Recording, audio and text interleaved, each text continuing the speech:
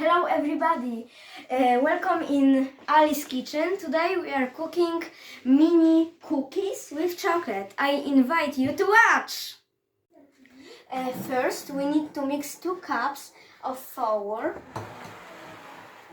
half a teaspoon of salt. I must prepare that. Half a teaspoon of baking powder.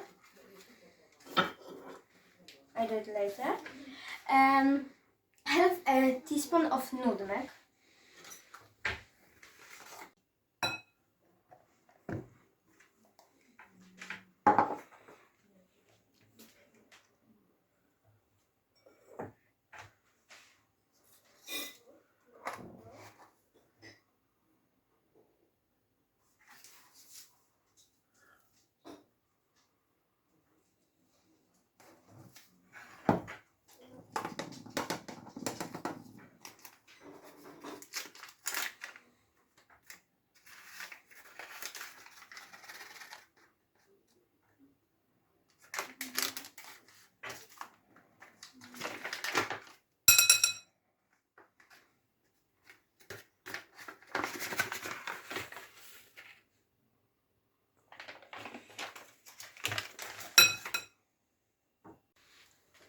When I do another bowl, I have to mix brown and white sugar in separate big bowl.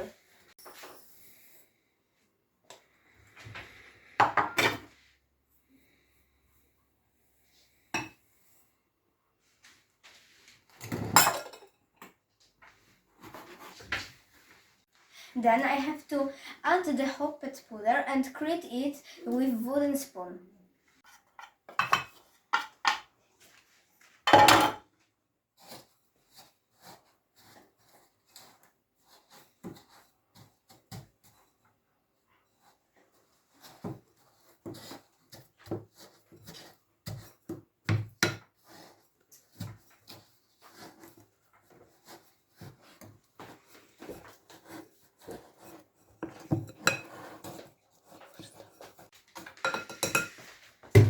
Once I've done with that, I need to add egg and vanilla extra.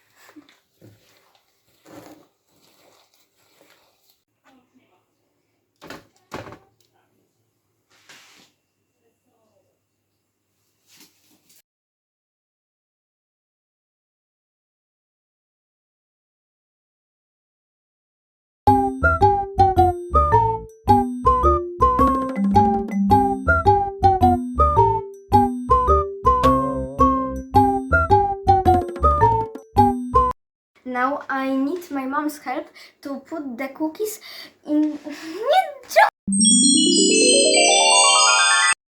Now I will use the spoon to place the dough. Nie, jeszcze raz. Now I will...